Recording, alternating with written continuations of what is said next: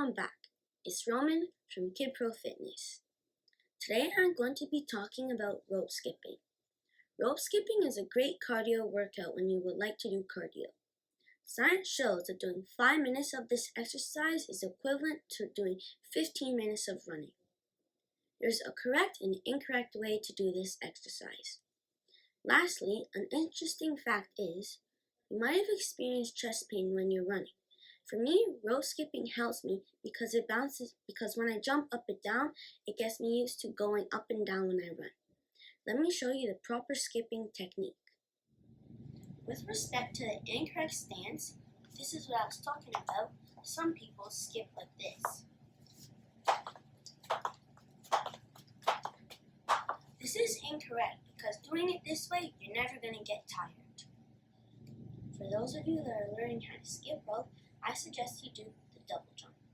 To do the double jump, you're going to do 2 jumps, and on the second jump, you're going to jump over the rope, but do a small jump. Let me show you. Front view.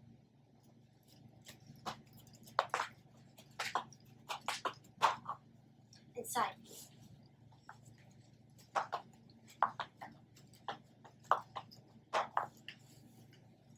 When you do the double jump, the point you want to reach is to do a little jump. Most beginners, when they do this, they do a huge jump like this.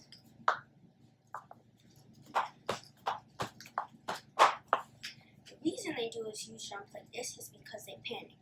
But with enough practice, the big jump turns into a little jump. Once you've mastered the double jump, you can move on to the single jump.